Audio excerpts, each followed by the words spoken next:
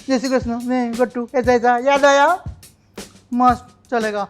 अभी देखना इनका पॉडकास्ट। नया कोई एक्टर आया है शाहरुख खान नाम का, और अपने आप को बहुत 30 मार खा समझता है, बहुत एटीट्यूड है।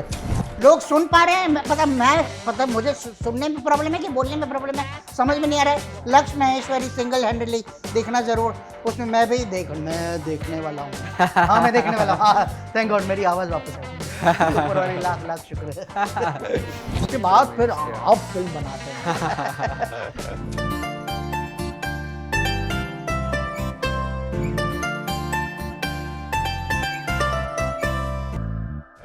भाई आज जो हमारे गेस्ट हैं वो बहुत ही खास हैं। ये एक ऐसे शख्स हैं जिन्हें देखकर ही आपको एक अजीब सी मुस्कुराहट चेहरे पे आ जाया करती है। इनके आइकॉनिक रोल्स, इनके आइकॉनिक कैरेक्टर्स ने हमारा बचपन बहुत खुशनुमा बना दिया था। जैसे सारा भाई से सारा भाई के दुष्यंत, या ऑफिस के पटेल साहब। लेकिन मेरे फेवरेट थे बा बहू बेबी के गट्टू। यार उसकी बातें, उसका अंदाज, जब भी देखो तो एक अजीब सा सुकून मिल जाया करता था। Not just a talented actor, he is a very talented director also. न जाने कितनी मूवीज, एंड सारा भाई वैसे सारा भाई के डायरेक्टर भी यही थे। तो भाई सच अ प्लेजर कि हमारे बीच जो आज शख्स हैं, I am a huge fan. Please give a big round of applause ladies and gentleman for mister Deven Bhojani. Thank you thank you so much for coming sir, seriously. Pleasure is mine totally. So मैं बताता हूँ सब कुछ शुरू कहाँ से हुआ sir. एक छोटा सा वीडियो हमने डाला था इंस्टाग्राम पे अबाउट नॉस्टैल्जिया कि सारे पुराने शोज जब हम याद कर रहे थे, तो मैंने कहा कि अगर आप किन्हीं को देखना चाहते हैं तो मुझे उनका टैग कर दीजिए, and I will try and invite them. Line से लोगों ने आपके नाम लिखे हैं। Oh really? We just want to see Deven sir here, हमें गट्टू दिखा दो एक बार, अरे दुष्यंत को बुलाओ, कैरेक्टर्स के नाम डाल कर। Thank you audience for loving me so much, I love you equally. He is wonderful. इतने सारे कैरेक्टर्स सर इन सो मेनी इयर्स। पहला सवाल मेरा आपसे ये है, इनमें से कितने कैरेक्टर्स आपने खुद बनाए हुए हैं, लाइक आपके दिमाग से निकले हुए हैं? नहीं, जैसे मैं राइटर तो हूँ नहीं, वैसे प्रोफेशनली तो राइटर हूँ नहीं, एक्टर ही हूँ। पर जो राइटर लिखते हैं और डायरेक्टर उनको इंटरप्रेट करते हैं, तो जब स्क्रिप्ट मेरे पास आती है तो मैं उस टेक्स्ट को अपना रूप देता हूँ। मतलब मैं हमेशा ये सोचता हूँ कि ये तो राइटर ने बहुत अच्छा लिखा है, अभी डायरेक्टर ने इस तरह का इंटरप्रेट किया है, तो अभी मेरा जिम्मा है कि मैं कुछ तो डालूं, मैं कुछ करूं इस कैरेक्टर में, कि मेरा कंट्रीब्यूशन क्या रहेगा। तो हमेशा ये मैं अपनी रिस्पॉन्सिबिलिटी समझता हूँ कि उसको और कैसे ऊपर ले जाया जाए। उसमें छोटे छोटे नुआंसेस ढूंढता हूँ, और फिर कैसे इंटरपर्सनल रिलेशनशिप दूसरे कैरेक्टर्स के साथ, या खुद की सोच, और external behaviour, gestures, postures and कपड़े, makeup, blah blah, whatever, getup, and mainly thought process, approach of the character, all these things matter a lot to me. तो ये सारा मैं बहुत अपने आप के साथ बातें करता हूँ, ऑप्शंस सोचता हूँ कि ये कैरेक्टर, बैक स्टोरी खुद ही बना लेता हूँ कभी कभार, और फिर राइटर के साथ, डायरेक्टर के साथ डिस्कस करता हूँ, और फिर उनकी मंजूरी होती है तो फिर हम लोग वो इनकॉर्पोरेट करते हैं। तो इस तरह से काफ़ी किरदार मैंने किए जो मुझे करने में बड़ा मज़ा आया, और लोगों को देखने में भी शायद बहुत मज़ा आया सर, सभी को देखने में। देयर इज वन थिंग, आपके स्पेसिफिक सारे कैरेक्टर्स में जो मैंने चीज़ नोट की थी सर, जब कोई अच्छा कैरेक्टर प्ले कर रहा होता है ना, तो आपको एक्टर नहीं दिखता, आपको सिर्फ वो कैरेक्टर दिख रहा होता है। So we all know your face, पर हम आपको उन कैरेक्टर्स के नाम से जानते हैं कि ये तो पटेल साहब हैं, या ये तो दुष्यंत हैं। तो आपने हर कैरेक्टर इतना बखूबी निभाया है that you become that character for all of us. Thank you. हमारा बचपन इतना खूबसूरत बना दिया था आपने।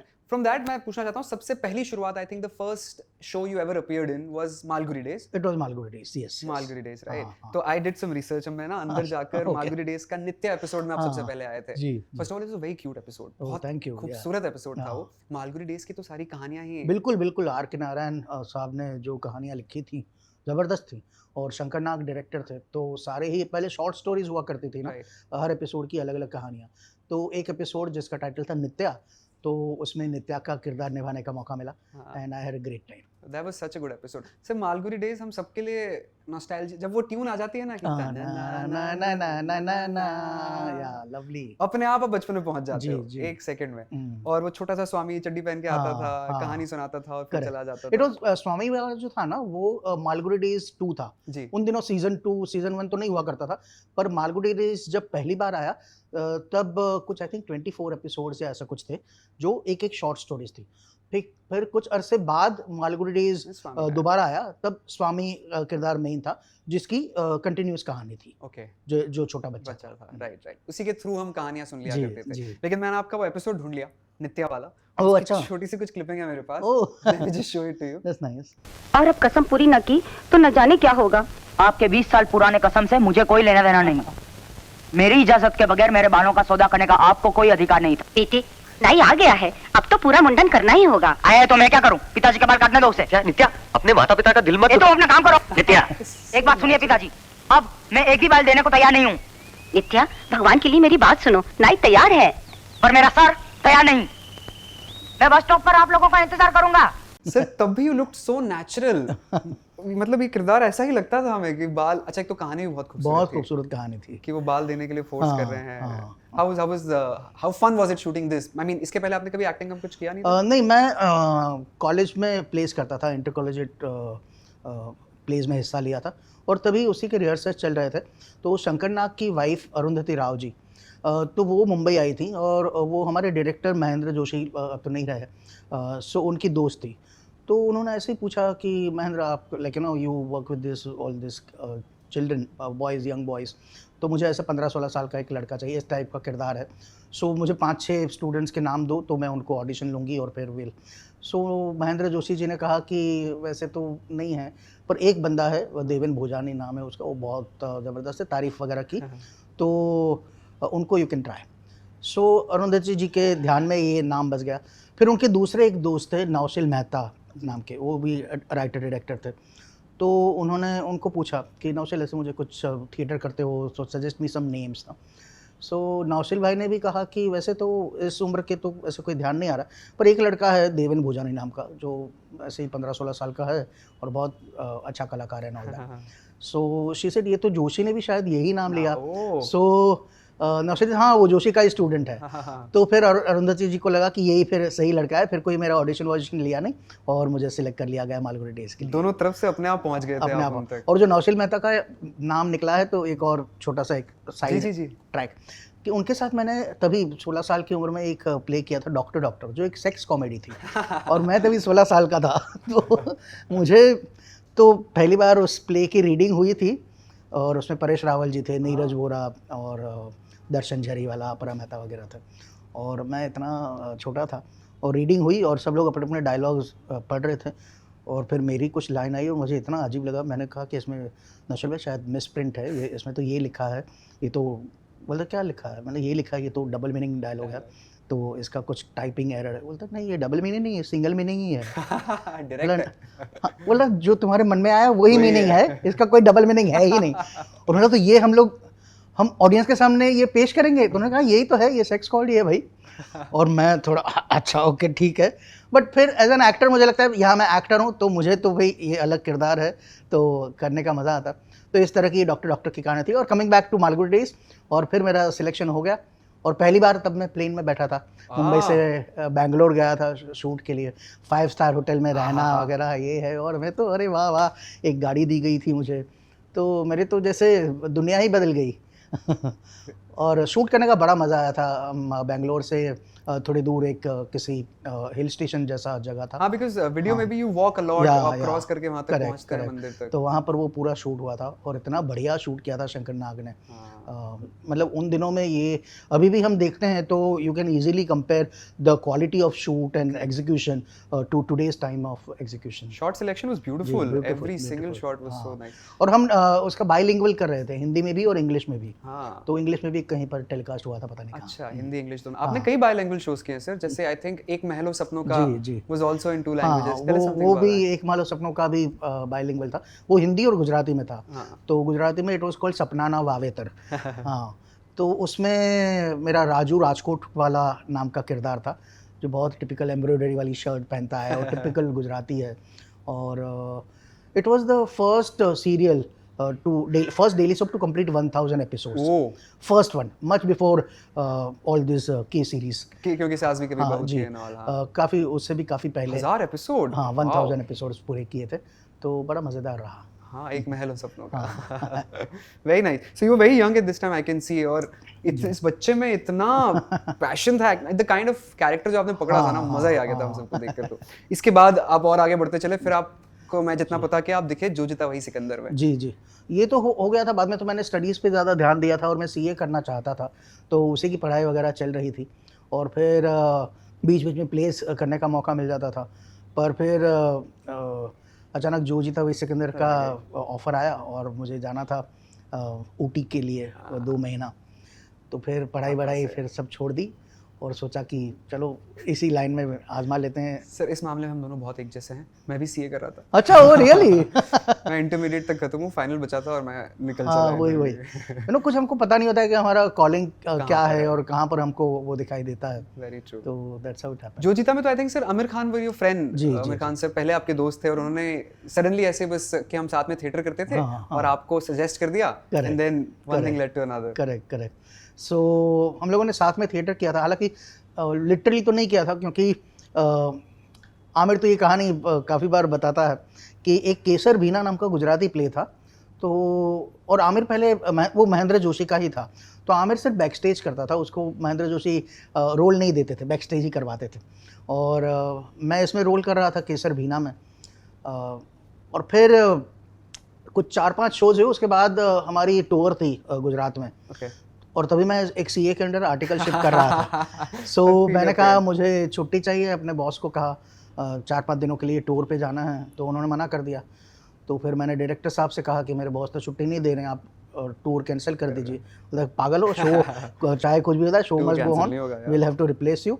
तो फिर मेरा वाला जो रोल था वो आमिर ने किया, मतलब महेंद्र जोशी ने मेरा वाला रोल आमिर को दिया। तो तब पहली बार उनको मौका मिला एक्टिंग का, तब तक उससे पहले बैक स्टेज ही कर रहे थे।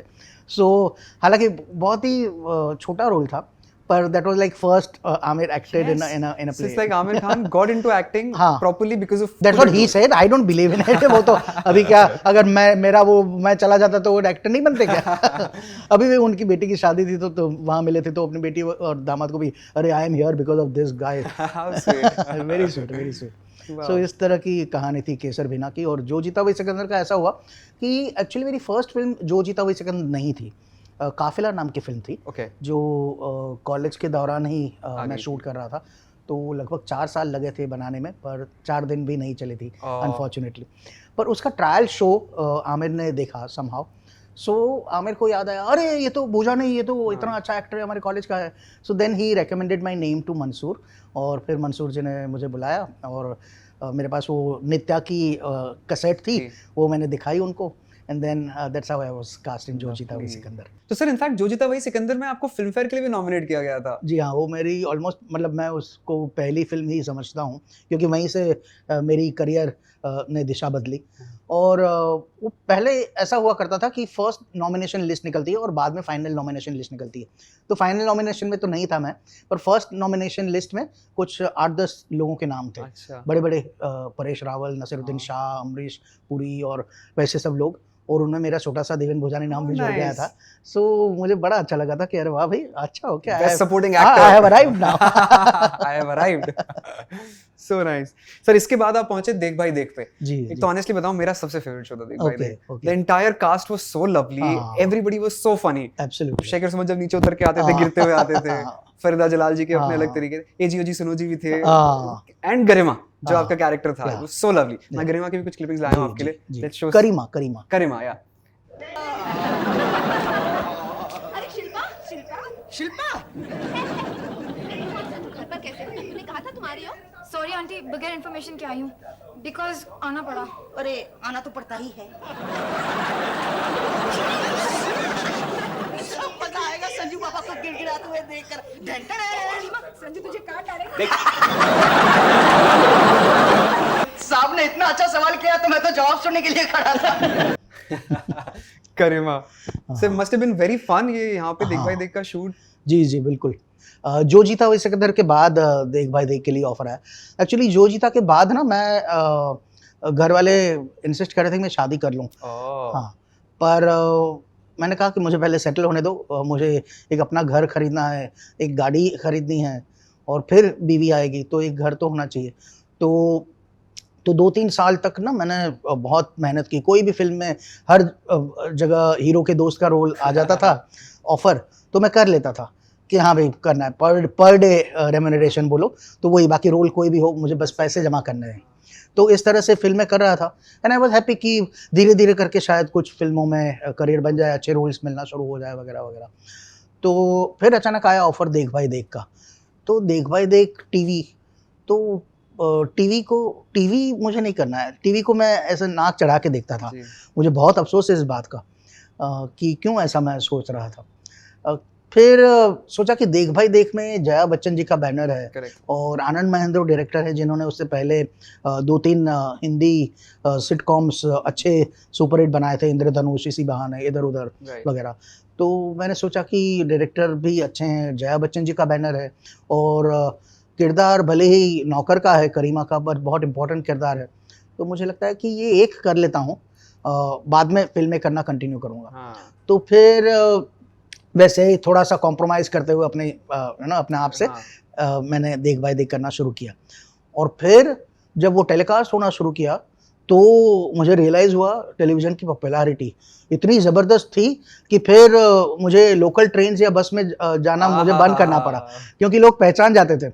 और बस में उसकी चेंबूर में जब शूट चल ही रहा था और मैं रहता था डीएन नगर अंधेरी और वहाँ से चेंबूर बस में जाता था, तो मेरे पीछे मुझे सुनाई देता है कि वो है क्या, अरे नहीं नहीं एक्टर टीवी बस में थोड़ी ट्रैवल करेगा ऐसे। तो बहुत शर्मिंदगी भी होती थी, मुंह वो छुपाता था रुमाल से।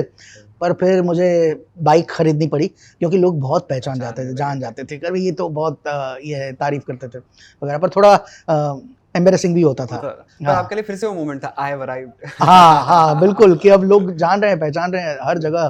पहले वो मालगुडी डेज था तो वो एक ही एपिसोड था ना, तो कभी रेयरली अरे आप उसमें थे क्या, ऐसा कभी रेयरली कभी कभार होता था, लेकिन ये तो रोज का हो चुका। फिर मैंने सोचा ये तो अच्छी बात है यार, पर मुझे अभी बाइक खरीदनी पड़ेगी। तो तब मैंने पहली बार अपना वो पर्सनल व्हीकल लिया था, बाइक खरीदी थी।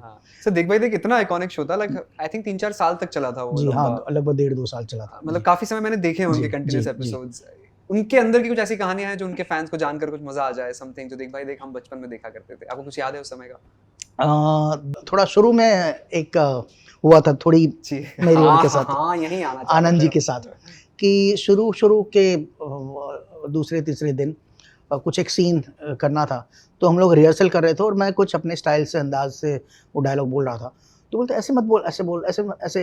जैसे लिलीपुर जी, जी। बहुत अच्छे एक्टर हैं, वो लिखते भी थे। हाँ, लिलीपुर he was जी, one of the हाँ, writers, he was and he wrote dialogues of all the episodes. अच्छा। जी, तो वो रीड आउट करके सुनाते थे। तो लिली जी जैसा बोलते हैं ना वैसा बोल, तो वैसा नहीं बोलता है। तो मैं थोड़ा कि है ना, फिर 2-3 बार उन्होंने ये बात कही, तो फिर मैंने कहा आप ये लिली जी से ही करवा लो, क्योंकि हाँ मेरा दूसरा ही तीसरा दिन था। हाँ। और क्योंकि मैं वैसा तो नहीं कर पाऊंगा, क्योंकि मैं तो एक्टर हूँ, मैं मिमिक्री आर्टिस्ट नहीं हूँ। हाँ। या तो आप किसी मिमिक्री आर्टिस्ट को कास्ट कर लो, क्योंकि मैं मिमिक्री नहीं कर पाऊंगा। Very nice. हाँ यू टुक स्टैंड। जी, बिकॉज मैं बहुत छोटा था और थोड़ा सहमा सा भी था कि वो बड़े डायरेक्टर थे, मैं नया नया था। पर फिर भी वो 2-3 बार उन्होंने ये कहा, तो फिर मुझे ये कहना पड़ा। तो उन्होंने एकदम गले से लगा, अरे ऐसा नहीं कहता, वरना लिली कोई कास्ट करता ना, तुझे कास्ट किया है because I love you and you have your own this thing है। जस्ट वो अप्रोच समझ ले, मतलब हाँ वो मैं करने की कोशिश करूंगा, पर उनकी स्टाइल से बोलना करना तो फिर वो अलग है, वो मुझसे नहीं हो पाएगा। तो फिर उन्होंने बहुत मुझे बहलाया फुसलाया, मना लिया कि ऐसा नहीं है ऑल दैट। तो ये किस्सा रहा। तो उसके बाद में उन्होंने मुझे कभी भी नहीं कहा कि लिली जी की तरह कर, अपनी तरह कर। हाँ अपनी तरह कर, वैसा। And that was so good. जी सर ऐसा ही लगता है आपको कहीं ना कहीं टाइपकास्ट किया गया कि लाइक मोस्टली आपको सारे कॉमिक रोल्स, मैंने आपके कुछ संजीदा रोल्स भी देखे हैं, where you done serious work, theatre आप इतना करते हैं, पर कहीं ना कहीं इंडस्ट्री ने आपको टाइपकास्ट कर दिया, डू यू थिंक दैट? हाँ वो तो है कि एक कॉमेडियन के तौर पर मुझे टाइपकास्ट कर दिया, ऑडियंस ने भी, प्रोड्यूसर डायरेक्टर्स ने, राइटर ने, तो सब ने।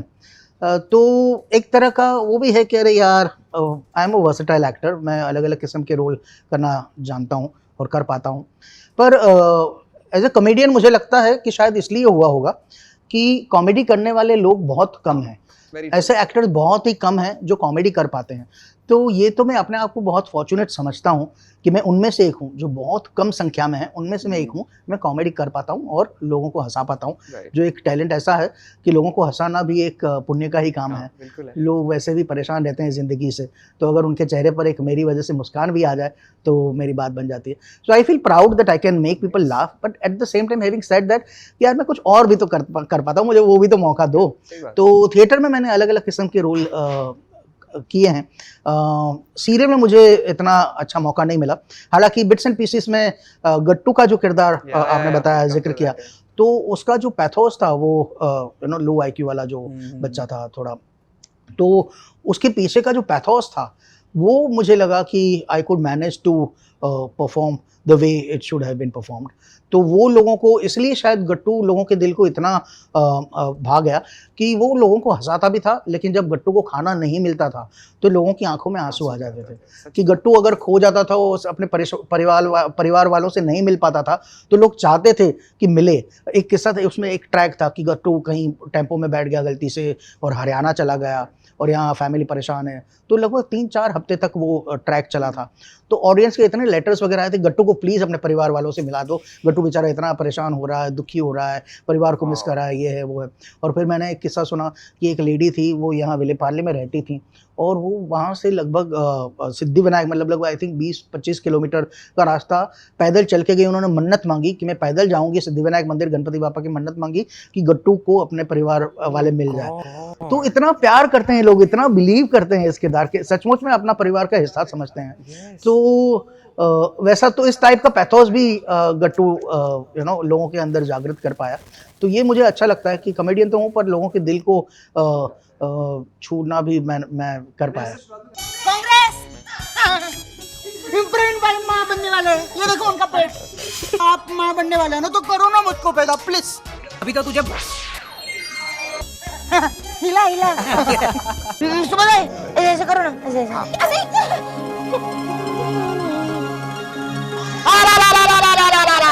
मैं बिना बोले भी सुन सकता हूँ। मैजिक, मैं बाकुबल कहता हूँ। The innocence that Gattu had, that was unparalleled. बिल्कुल बिल्कुल।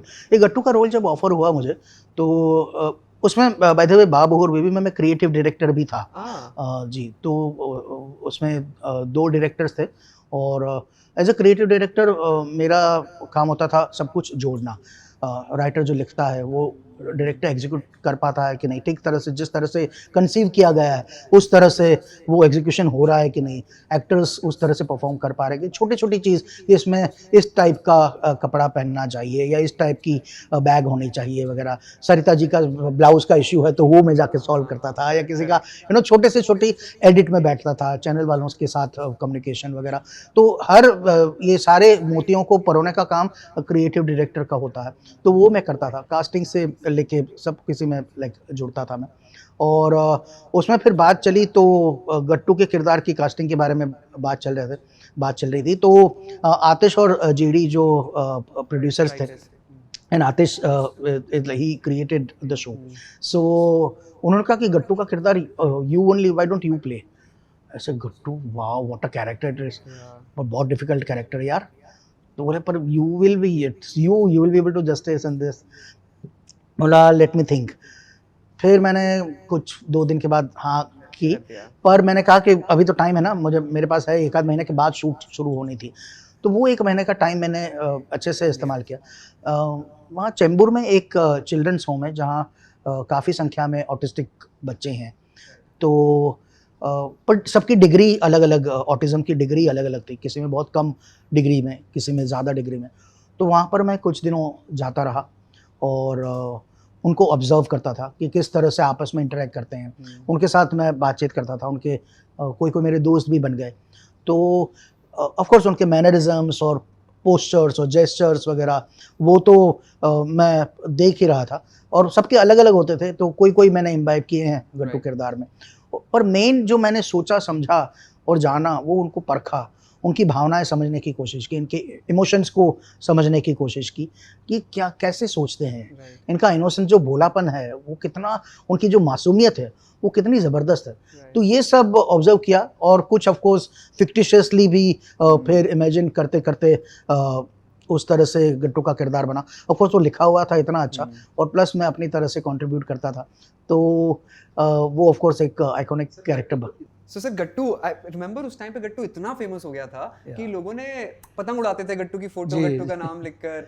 बहुत स्वीट सी बात है, पर बकरीद पे अपने बकरों का नाम उन्होंने रखना शुरू कर दिया था। हाँ, रक्षाबंधन में गट्टू की फोटो वाली राखियाँ, और फिर कॉमिक्स, हाँ कॉमिक बुक्स और सीडीज भी निकली थी, गट्टू एंड द मंकी और गट्टू एंड दिस स्पैरो, वैसे वाले कुछ कॉमिक बुक्स भी निकले थे, और सीढ़ियाँ निकली थी। And then that part tiffin boxes पे और वाटर बॉटल्स पे, बच्चों का खास करके फेवरेट हो गया था। And then I heard that also sir कि कपल ऑफ किड्स जो मेक अ विश फाउंडेशन की तरह जो हाँ। Unfortunately Yeah. बीमारी से त्रस्त थे और अपने आखिरी समय में थे, उनकी विश थी एक बारी आखिरी बार गट्टू से मिलने की। गट्टू की पॉपुलैरिटी इतनी ज़बरदस्त थी, मतलब अवार्ड तो ऑफ कोर्स वो 6 साल तक चला तो हर साल अवार्ड मिला था। शुरू के 2-3 साल बेस्ट कॉमेडियन का अवार्ड मिलता था अलग-अलग अवार्ड शोज़ में। फिर जब गट्टू का पैथोस सामने आया, फिर बेस्ट एक्टर इन ड्रामा वाले, फिर कॉमेडियन का टैग निकल गया और बेस्ट एक्टर इन ड्रामा के अवार्ड्स मिलने शुरू हुए, तो वो बड़ी अच्छी बात थी। पर सबसे बड़ा अवार्ड जो मैं समझता हूँ ऑडियंस का प्यार है, और इस तरह का प्यार मिला है मुझे गट्टू से। तो इसका ये एक किस्सा था कि किसी ने आके मुझे बताया कि एक कैंसर पीड़ित बच्चा है जो लास्ट स्टेज पे है, और उसकी इच्छा है, आखिरी इच्छा है कि वो गट्टू से मिले। तो मुझसे कहा गया कि आप इस हफ्ते में कभी भी फ्री हो सकते हैं, तो वो आपसे मिलने आ सकता है 5 मिनट के लिए। तो मैंने कहा कहाँ है वो बच्चा? मतलब मैं चला जाता हूँ उसके घर, और अभी जाता हूँ, अब 1 हफ्ते तक रुकना नहीं है मुझे। और मैं क्रिएटिव डायरेक्टर भी था, तो शेड्यूल मैंने यहाँ वहाँ थोड़ा ऊपर नीचे कर दिया, एडजस्ट हो गया। और फिर मैं तुरंत उसी गट्टू का एक किरदार निभा रहा था, बाबू बेबी की ही शूट चल रही थी, तो उसी किरदार में था, कपड़े वगैरह। तो वो पहन के मैं निकल पड़ा उनके घर, बच्चे के घर, और वहाँ गया और दरवाज़ा खोला और वो बच्चा सामने था। बाल नहीं थे, कीमो। हाँ, कीमो वगैरह चल रहा था, तो बहुत ही वीक हो गया था। और फिर उसने देखा मुझे, तो वो देखता ही रह गया। फिर मैं भी लाइक उसको देख के फिर मैंने ऐसा हाथ फैलाए और वहाँ के ऐसा लिपटा, इतना ज़ोर से लिपटा, कुछ बोला ही नहीं। और फिर मैं भी फिर दोनों थोड़े इमोशनल हो गए। मतलब ऐसा लगता है कि यार भगवान इससे ज़्यादा और क्या चाहिए ना? हाँ, इससे और कि इस बच्चे ने क्या बिगाड़ा एंड ऑल दैट, कि बच्चे की आखिरी इच्छा गट्टू से मिलने की। अभी इससे अच्छा ये अवार्ड, मतलब अवार्ड क्या है इसके सामने? कुछ नहीं है। कोई सा भी बड़ा ऑस्कर क्यों ना मिल जाए, इस बच्चे की जो फीलिंग्स है उसके सामने वो कुछ नहीं है। तो इस तरह का प्यार मिला गट्टू से, सर मतलब we all love you so much for that. आप इंसान इतने अच्छे हैं ना कि अपने आप वो कैरेक्टर में खुद ब खुद दिखता चला जाता है। जैसे अभी आपकी आंखों में 2 आंसू आ ही गए बात सोचते हुए। वो होता है ना, थोड़ा वो बच्चे की शक्ल याद आ गई मुझे। जी। Can I ask you a small favor if you don't mind? थोड़ा आपको awkward ना लगे तो। गट्टू इतना प्यारा है हमारे लिए, आप थोड़ा सा गट्टू दिखा सकते हैं लोगों को, सबको अपना बचपन याद आ जाएगा एक बारी के लिए। जनरली मैं नहीं करता, If you're comfortable, हाँ, पर क्योंकि ना लोग अभी वो एक तभी उन दिनों ऐसा था ना, काफ़ी वर्कशॉप्स हुए थे और फिर शूट शुरू हुई थी और हर रोज़ शूट होता था। आई वॉज ऑलमोस्ट लिविंग गट्टू, लेकिन गट्टू मेरे अंदर आ चुका था। मतलब इवन पर्सनली घर भी जाता था तो काफ़ी बार गट्टू की तरह बिहेव करता था, तो मेरी बीवी बोलती थी hello Deven, just calm down, you come home now. So रह जाता है इतना वो रह जाता है वो कभी कभार। सो अभी इतने साल के बाद फिर भी जय श्री कृष्ण, नहीं गट्टू ऐसा ऐसा याद आया, मस्त चलेगा, अभी देखना इनका पॉडकास्ट। आप स्वीट सर, कितना प्यारा है यार, बहुत ही खूबसूरत। Thank you so much for doing that. सबको अपना बचपन दिख जाएगा कि हाँ यही था। बट सर एक आइकॉनिक शो जिसके बारे में मुझे बात करनी है, पूरे इंडिया का, आई कैन सेफली से मेरी फैमिली का, सबका फेवरेट शो था सारा भाई वर्सेस सारा भाई। That is a cult show. I might be wrong here, पर मेरे हिसाब से इंडिया में उससे बेहतर शो आज तक नहीं बना। You are totally right. उससे बेहतर शो नहीं बता। आपने एक अच्छा कैरेक्टर, अच्छी एक्टिंग तो की थी, और also the director of the show. जी वो सब आपके दिमाग की उपज है जो लोग देख रहे हैं सामने। बेहद खूबसूरत। सारा भाई का पूरा एक्सपीरियंस कैसा था, बताइए ना। It was a great show and I had a great team of actors and writer हमारे बहुत ज़बरदस्त थे। उन्होंने ये सारे कैरेक्टर्स आतिश कपाड़िया ने क्रिएट किए थे, इतने ज़बरदस्त, और जिस तरह से उन्होंने शो लिखा था वो इतना बढ़िया था कि मेरा काम बहुत आसान हो गया था। और plus producers, heads of production JD Majethia, Aatish Kapadia, वो दोनों पार्टनर्स हैं उसमें, तो उन्होंने मुझे एज अ डायरेक्टर जो चाहिए था वो सब कुछ दिया। तो मेरे लिए जैसे अभी और क्या, अभी इतना सब कुछ मिल गया है, मुझे ये एक्टर चाहिए तो ये एक्टर मिल गया, ये सेट, इस तरह का बड़ा सेट चाहिए तो उमंग कुमार से सेट बनवाया। तो मतलब मुझे सब कुछ मिला, प्लेटर में लाके दिया कि अब बनाओ शो। तो फिर मेरी रिस्पॉन्सिबिलिटी इतनी बढ़ गई थी कि अब मैं अच्छा शो नहीं बनाऊंगा तो चुल्लू भर पानी में डूबना पड़ेगा। और लकीली कुछ खास प्रिपरेशन या एफर्ट इतना करने की ज़रूरत नहीं पड़ी, क्योंकि सब कुछ ऐसे ही क्यूब्स बैठते गए और जो मेरी सोच थी वो इम्प्लीमेंटेशन होता गया, जो विज़न किया था वो इम्प्लीमेंट हो गया, एग्जीक्यूशन हो गया और वो शो बन गया। And you delivered so well, sir. That show, every episode is like magic in itself. Ji, It was so nice. And Dushyant का character, तो of course, I have something. मैं आपको दुष्यंत दिखाता हूँ audience को भी थोड़ा सा. हो सकता है लिफ्ट में मर गया है, डक्टिंग प्रॉब्लम, ऑटोमेटिक लिफ्ट का वेंटिलेशन होता है ना। I'll explain. I think refrigerator का डक्टिंग जाम हो गया है। What does that mean? Use your imagination mom. मान लो कि ये बटर का पैकेट है और रोसेश मुंह खोलो। मान लो कि रोसेश रेफ्रिजरेटर है। अब ये बटर बॉक्स मैं ये पोंछा मुंह में नहीं रखने वाला, okay? 1 2 and fridge on. Oh my God, ये क्या हुआ? I explain. क्या किया तुमने विशाल? रोसेश क्या? मैं जा रहा हूं। अब मैं कैसे एक्सप्लेन करूंगा कि लाइक कैसे चलेगी? दुष्यंत सर, ये कैरेक्टर आतिश जी ने ही बनाया था? जी, ये कैरेक्टर्स आतिश ने बताया, सारे ही कैरेक्टर्स और दुष्यंत का कैरेक्टर ऑफ कोर्स। तो वो इतना अच्छा उन्होंने सोचा तो क्रिएट किया था वो कैरेक्टर कि मुझे करने में बड़ा मज़ा आता था। पर उसमें एक दिक्कत हालांकि होती थी, क्योंकि मैं डायरेक्ट भी करता था और एक्ट भी करता था, तो बहुत ज़्यादा टाइम कंज्यूमिंग हो जाता था। क्योंकि मैं हर अपना जो सीन रहता है तो तभी एज ए दुष्यंत मैं परफॉर्म करता हूँ, पर अंदर डायरेक्टर भी है तो सामने परफॉर्म करते हुए नहीं, अरे राजेश ऐसा नहीं यार, तूने वो रिएक्शन नहीं दिया ठीक, लाइक यू नो रोसेश का जो रोल कर रहा था, कोई भी कैरेक्टर जो I would also look at him और हर, क्योंकि हाँ एज ए डायरेक्टर भी ध्यान में है। तो पहले तो मैं सॉरी अपने आप को डांटता था कि तू अभी दुष्यंत है, तू पहले दुष्यंत बन और फिर शॉट चेक कर, उसमें तुझे जो भी सही गलत लगे उसके बाद में करेक्शन कर। तो इस तरह से फिर वो शुरू के 1-2 दिनों में ऐसा हुआ, बाद में अपने आप को वे दुष्यंत हूँ तो अभी मैं सिर्फ दुष्यंत हूँ, बाकी चाहे कोई एक्टर कैसा भी करे अभी मैं सिर्फ दुष्यंत बन के परफॉर्म करूँगा। पर फिर वो मैं देखता था और फिर तभी एज ए डायरेक्टर जो चीज़ें मुझे देखनी होती थी, टेक्निकलिटीज़ के साथ साथ सारों की परफॉर्मेंसेज और गिव एंड टेक, ये है वो सब कुछ, तो इस तरह से थोड़ा टाइम कंज्यूमिंग हो जाता था। तो फिर मैं आतिश से कहता यार दुष्यंत को ज़्यादा मत लिख, कम लिख, बहुत टाइम जाता है। पर वो कैरेक्टर इतना मज़ेदार क्रिएट किया गया था कि करने में बड़ा मजा आता था। जब भी दुष्यंत आते थे किसी एपिसोड में खुश हो जाते थे कि यार बहुत मजा आने वाला है। It was so good a character. Each and every character of Sarabhai versus Sarabhai was so beautifully written, so beautifully directed at the same time by you. Sir Sarabhai की कुछ कहानियां सुना दीजिए ना, सबको मजा आ जाएगा सुनकर, इतना पसंद है सबको। साराभाई की ना मेन वैसे तो कुछ खास कहानियां नहीं है, ये सारे जो एक्टर्स थे मेरे सारे बहुत शरारती थे। खास करके सतीश जी जो सबसे सीनियर थे वो सबसे ज़्यादा शरारती, एकदम बच्चे की तरह। मतलब सुमित बहुत सीधा साधा कैरेक्टर था और दिखता है, पर साहिल पर इतना मस्तीखोर, इतना शरारत करते थे सतीश जी और सुमित मिलकर खास करके। और सतीश जी की कंडीशन थी शो लेने से पहले कि भाई मैं 9 बजे आऊँगा, मैं 6 बजे चला जाऊँगा, मतलब तभी 9 to 9 की शिफ्ट जनरली हुआ करती थी, तो 6 बजे मेरा पैकअप कर देना। तो हमने ये एक्सेप्ट करी थी कंडीशन, तो 6 बजे से पहले मैं उनके सारे शॉट्स निपटा लेता था। लेकिन फिर वो घर नहीं जाते थे, वो वहीं रहते थे और शूट के दौरान परेशान करते थे, मस्ती करते रहते थे, दूसरों को डिस्टर्ब करते थे। तो मुझे भी उन सब चीज़ों में बड़ा मज़ा आता था। I wanted to be part of them, you know, to do all these मिस्चीव्स एंड ऑल। पर मैं तभी वो टीचर की चेयर पर बैठा हुआ था ना, तो मुझे बस students enough like you know सबको डांटना पड़ता था कि बस करो अब, लेट्स शूट बिकॉज डेडलाइंस होती हैं और ये रिस्ट्रिक्शंस होते हैं टाइम के। ऑफ कोर्स सर, ये जो बाकी शोज होते थे बाहर उस समय जैसे फ्रेंड्स एंड साइनफील्ड ये सब चलते थे, इनकी हमें एक चीज देखना बहुत अच्छी लगती थी, द ब्लूपर्स। वो जो गलती से जैसे अभी बता रहे सतीश सर, ऐसे जब बिल्कुल अगर कहीं इनके वो वीडियोस पड़े हो ना सर, मैं धूम मच जाएगी पूरे इंटरनेट पे अगर ये सारा भाई। So just a request, if you can find out if that's available, it will be so much nice. It's a good idea. हां, ब्लूपर सारा भाई वर्सेस सारा भाई, क्योंकि बहुत उसमें तो उसमें रत्ना जी और रूपाली थी, तो वो दोनों भी ऑलमोस्ट उनके जो कैरेक्टर्स थे वो पर्सनली भी ऑलमोस्ट वैसे ही थी दोनों।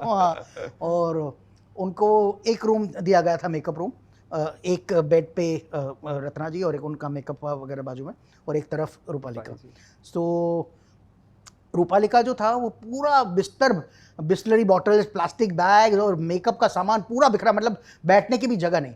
और रत्ना जी का पूरा खाली, और यहाँ नाइस क्लीन पेंटिंग्स वगैरह लगे, उनकी फैमिली पिक्चर्स कुछ लगी हैं, नाइस कुछ प्लांट वैंट छोटा मोटा लाए थे, मतलब उन्होंने अपना एरिया उस तरह से डेकोरेट किया था। और इनका मोनिशा का, रूपाली का पूरा गंदगी, मतलब जरा भी बैठने की जगह नहीं। तो दोनों कैरेक्टर में ही थे और उनका आपस में रत्ना जी, रूपाली प्लीज एटलीस्ट गुजरने की जगह रखो। मोनिशा वैसा वाला। सो एलिस माया कैरेक्टर, हर character is so nice Sarabhai. Sir part 2 भी आया? हाँ हाँ That was also very good, by the way. I हाँ, loved every part of Yeah, it. Were you also उसमें सीजन 2 मैं ऑनेस्टली कहूँ इतनी हमें सक्सेस नहीं मिली जितनी First हम एक्सपेक्ट होती कर रहे थे। हालांकि सीजन 2 हमेशा डिफिकल्ट होता है क्योंकि लोगों ने इतना उसको उस लेवल पे ले गए थे ना कि उसको मैच करना बहुत मुश्किल होता है। Right. और ये भी दिक्कत होती है कि उसके जैसा बनाए तो भी ऑडियंस कहेगी कि ये तो वैसा ही है जो पहले था, तो नया क्या है। और नया बनाए, अरे यार ये तो सब अलग अलग सब दिख रहा है, उसे पहले वाला बहुत अच्छा था, पहले वाला जैसा रखते तो मज़ा आता। तो यू नो वो दो-धारी तलवार होती है। तो फिर भी हमने कोशिश करी अपनी तरफ से सेकंड और it सीजन was को ठीक करने beautiful. की। मेरे को एक दो कैरेक्टर्स जो बहुत अच्छे लगते थे, बाकी जो जी। कंटिन्यूसली आते थे वो तो सब हमारे प्यारे थे।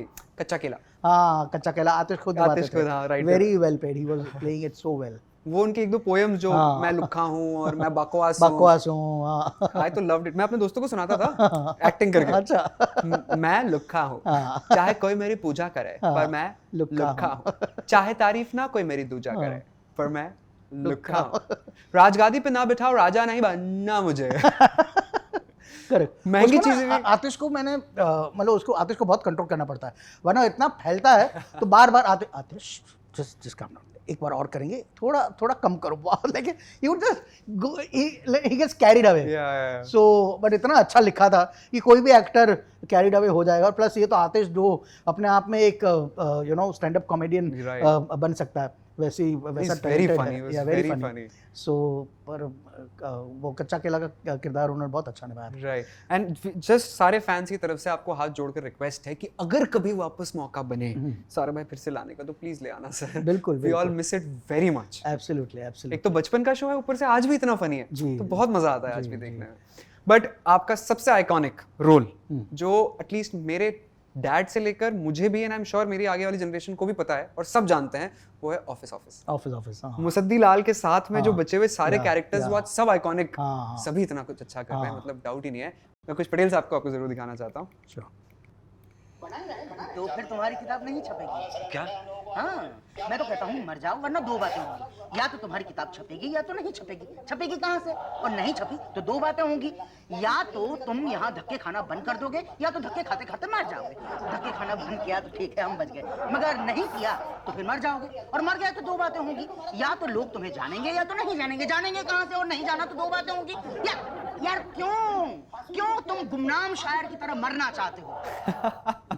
सर ये दो बातें वाला ना, एक तो बहुत ब्यूटीफुली रिटन, जी, वेरी वेल रिटन। और वो best part about office was कि सब कैरेक्टर्स सेम है, बस ऑफिस बदल जाता है हाँ, हर बार। हाँ। और सारे कैरेक्टर्स अपना कैरेक्टर नहीं छोड़ रहे हैं। करेक्ट पांडे है तो पांडे जी गई है, हाँ, हाँ। पटेल जी है तो दो दो गई है। बातें, हाँ। तो ये correct। दो बातें भी राइटर ने लिखी थी या हाँ, कहीं आपसे नहीं लिखी थी? उन्होंने अश्विनी धीर राइटर थे, तो उन्होंने ही लिखा था पूरा शो इंक्लूडिंग दो बातें।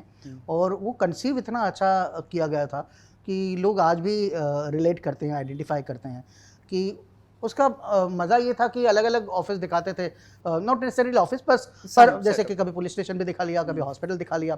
तो मैं पटेल हूँ हर जगह पर, कहीं इंस्पेक्टर बना हूँ तो कहीं प्यून बना हूँ, तो कहीं चैनल का बॉस बना हूँ, तो कहीं MTNL का स्टाफ मेंबर बना हूँ।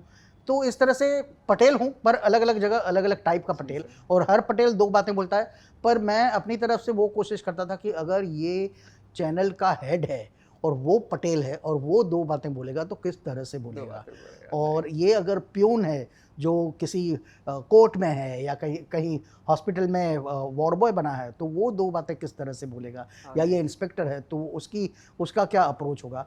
तो ये मेरे लिए एक चैलेंज था जिसको मैं अलग अलग तरीके से निभाने की कोशिश करता था, भले दो बातें ही क्यों ना हो। तो इस तरह से एक एक्सरसाइज होती थी एवरीडे शूट के दौरान। मतलब शूट से पहले हमको स्क्रिप्ट आती थी, तो एक डेढ़ घंटे का टाइम मिलता था पूरी स्क्रिप्ट, तो वो मेरे लिए इनफ टाइम हो जाता था उस कैरेक्टर को स्टडी करने का और अपने आप उस कैरेक्टर को किस तरह से इंटरप्रेट करूं। और of course with Rajeev Mehra ji जो डायरेक्टर थे उनकी मंजूरी लेता था, और फिर वो बहुत खुश थे मेरे से, तो he was giving me this liberty. तो एक एक्सरसाइज होती थी कि आज मैं इस तरह का पटेल बनूंगा। और को एक्टर्स भी सब थिएटर से थे ज़्यादातर, तो करने का बड़ा मज़ा आता था। पंकज जी ऑफ कोर्स इतने सीनियर कलाकार, इतने मंजे हुए कलाकार, उनके साथ काम करने का बड़ा मज़ा आया, काफ़ी कुछ सीखने मिला।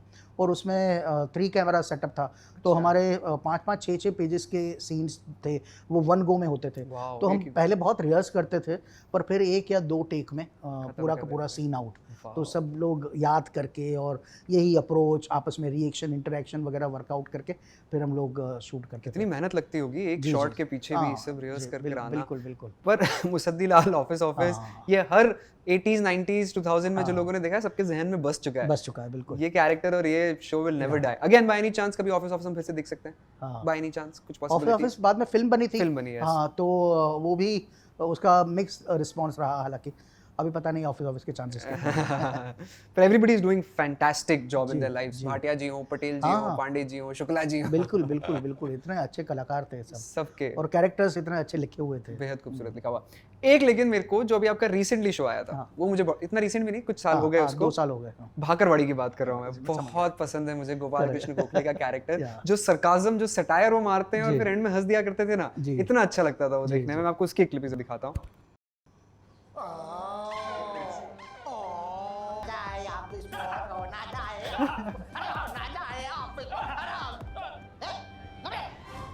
अश्लील गाने। अच्छा हुआ इधर भी कोई था नहीं, तो यहाँ भी चोरी करने का मौका मिल गया।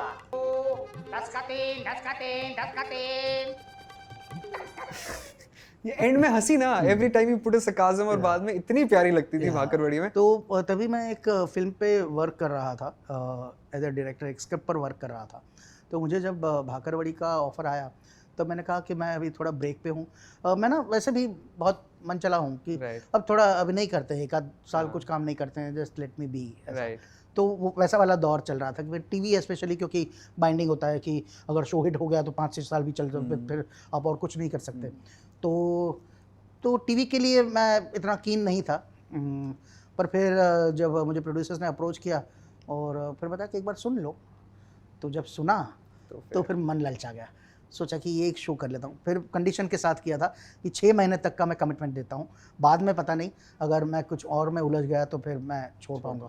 अगर चैनल को और आपको ये कंडीशन मंजूर है तो मेरी हाँ है। हाँ। क्योंकि वो कैरेक्टर इतना मज़ेदार बहुत लगा मुझे जब मज़ेदार। नरेट किया गया तो मेरी शर्त मान ली गई।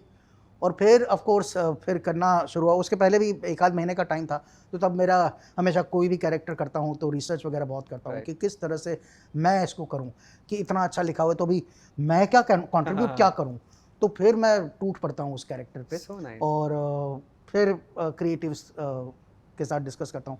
मैं सोच रहा हूँ अगर ऐसा करें तो कि ये वैसे तो सरकाज़म वाला बंदा है, पर और कभी कभी इतना सीरियस भी है। बाप बेटे के उसके कुछ इमोशनल सीन्स भी काफ़ी थे जो सराहे गए। फिर मैंने सोचा कि ये इतना अच्छा राइटियस काइंड का बंदा है और ये है वो, पर इसको कुछ हम ट्रेट ऐसा भी दे जो बहुत मस्ती वाला है, जो बहुत लेकिन फिर writer came up with this idea कि अगर ऐसा वाले गंदे उसको डेवलप किया, तो इस तरह से अलग अलग उसके लेयर्स इतने बनते चले गए कि वो कैरेक्टर काफ़ी गाढ़ा हो गया। How was it working with Shahrukh Khan, sir? I mean, it must have been a blast. या एब्सोल्युटली। शाहरुख खान के साथ मैंने बहुत सालों पहले एक फिल्म की थी, जो जीता के इमीडिएटली बाद मैंने कुछ फिल्में की, उनमें से एक, हाँ। तो वही शाहरुख खान का दोस्त का रोल था। हाँ। तो पहले वो वाला किस्सा बताता हूँ कि तभी शाहरुख खान के बारे में मैंने कुछ सुना था कि नया कोई एक्टर आया है शाहरुख खान नाम का, और अपने आप को बहुत 30 मार खा समझता है, बहुत एटीट्यूड है, और इंटरव्यूज़ में दिलीप कुमार साहब के बारे में या अमिताभ बच्चन साहब के बारे में ऐसा ऐसा बोला है, और ऐसे सब कहानियाँ सच्ची झूठी सब सुनी हुई थी। तो मैंने सोचा चलो इनके साथ है, ठीक है। फिर शूट पर गया मैं पहले दिन, तो दूसरे भी एक्टर्स थे, नवनीत नेशन थी, मोनिश बहल थे, तो उनको सामने से मैं गया, मैं नया नया था, सेल्फ इंट्रो कर रहा था कि hello I am Deven Bhojani और ये है वो है ऐसे करके।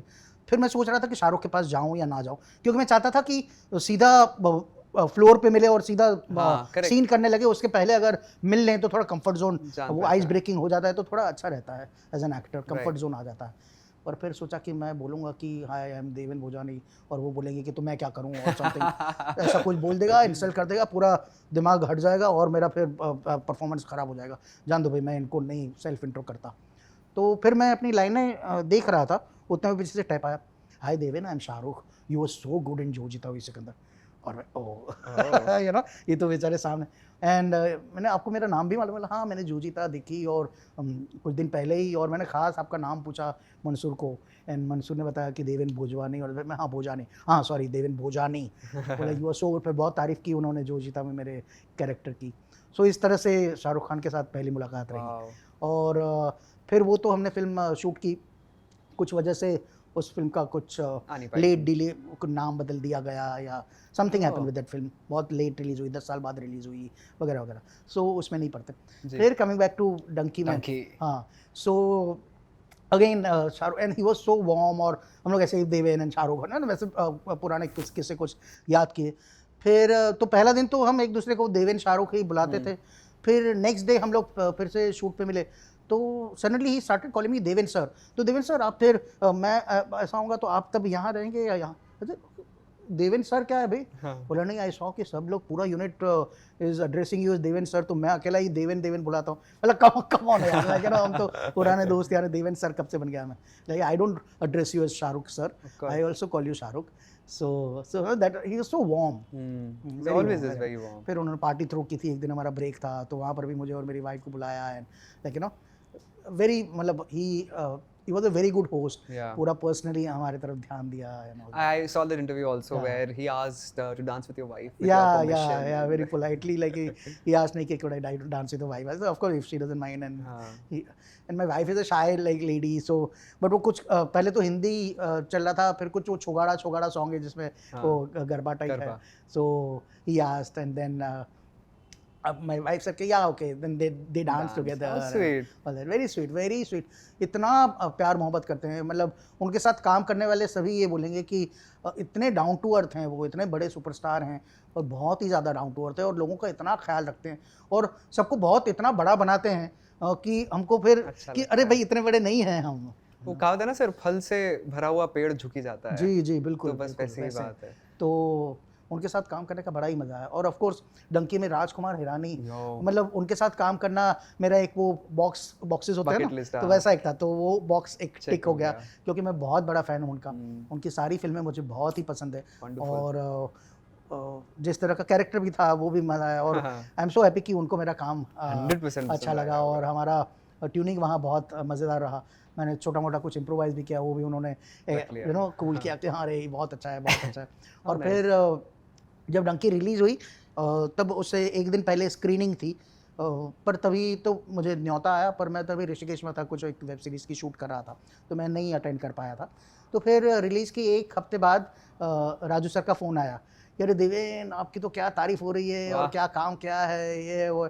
तो राजकुमार हिरानी साहब का फ़ोन आना सामने से और इतनी तारीफ़ें करना मेरे लिए बहुत बड़ी बात थी लेकिन it was again kind of an award I have arrived वो वाली फीलिंग लेकिन और फिर काफ़ी लंबी चौड़ी बात की आओ मिलो और इतनी छोटी छोटी बातें आके वो सीन में टाइम नहीं था पर फिर भी the way you delivered you are so prepared और वो वाला जो इम्प्रोवाइजेशन जो आपने किया था उसमें बहुत ज़्यादा लाफ्टर आता है वगैरह वगैरह छोटे छोटे किस्से उन्होंने याद दिलाए very warm person very warm बाद में तो मुझे कहा आप आओ चाय पीते हैं साथ में एंड देन यू नो वैसे he is like a friend जो you know मैं इतना रिस्पेक्ट करता हूँ again very down to earth इतने बड़े इंसान होने के इतने बड़े डायरेक्टर होने के बावजूद बहुत डाउन टू अर्थ है wow Dunki must have been fun shoot करने में इतना मजा और एज अ डायरेक्टर भी उनके साथ काम करना एक मजेदार रहा एक्सपीरियंस बिकॉज काफी कुछ सीखने मिला आई एम श्योर हां being a director also you learn a lot of things from other directors बिल्कुल how fun was shooting Taaza Khabar with Bhuvan Bam ji that must have been हां मजेदार उसमें भुवन मैं और प्रथमेश और श्रिया हम चारों तो इतने मस्ती करते रहते हैं आपस में हमारी सचमुच में बहुत बनती हैं और भुवन बाम इतने बड़े he is also he is so popular he is like you know he is one of the topmost content creators of India but then to इतने popular होने के बावजूद इतने down to earth है और you know वो मतलब मैं समझा नहीं पाऊंगा कि कितने डाउन टू अर्थ है वो कहीं पर भी बैठ जाएंगे और वो भी इतना देवेन सर आप हाँ कहेंगे तो मतलब he was so happy and excited कि मैंने ताज़ा खबर के लिए हाँ कह दी कि रोल इतना स्क्रीन टाइम वाइज इतना या मेन रोल या उतना नहीं था पर फिर भी मैंने हाँ कही तो he and in his interviews he has mentioned all these things and he is a wonderful person to work with and Taaza Khabar 1 तो हम सबको बहुत अच्छा लगा जी, ये जी। The second season is coming so हाँ, कांग्रेचुलेशंस ऑन दैट 2 दिन you. पहले मैंने वीडियो देखा द रैप वीडियो हाँ रैप वीडियो ताज़ा खबर 1 को भी बड़ा रिस्पॉन्स अच्छा मिला 3 महीने तक it was on number 1 position across all platforms और अभी सीजन 2 अभी आई थिंक उससे भी अच्छा रहेगा हाँ fingers crossed all the very best for that sir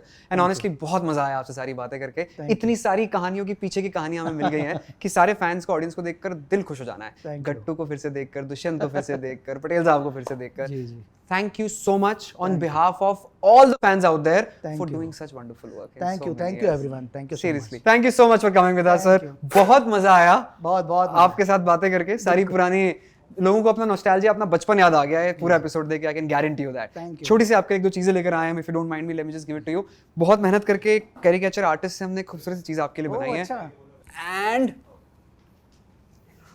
ओ वाह सो नाइस बहुत अच्छा खूबसूरत बनाया है क्योंकि आप हैं आप बेहद खूबसूरत इंसान हैं nice, very देवेंद्र भुजानी सर सिर्फ इसलिए सर कि आप शायद मुझे याद करते हुए अपने घर पे कहीं लगा लेंगे रख जी लेंगे बिल्कुल बिल्कुल तो कम से कम आपके साथ थोड़े दिन तक मैं तो रह जाऊंगा हमेशा ये सिर्फ उसके लिए है and there is a small little basket as well for you please Oh, that's so sweet. Thank you, thank you. I hope you had a good time Absolutely, pleasure is all mine. तो एक बार जोर से Devendra sir को thank you तालियों के साथ अदा you. करेंगे Thank you. होपफुली ताज़ा खबर 2 बहुत सक्सेसफुल हो जैसा फर्स्ट था उससे भी ज्यादा हो और Absolutely. आपके आने वाले सारे प्रोजेक्ट्स के लिए हम सबकी तरफ से we are waiting for that very excited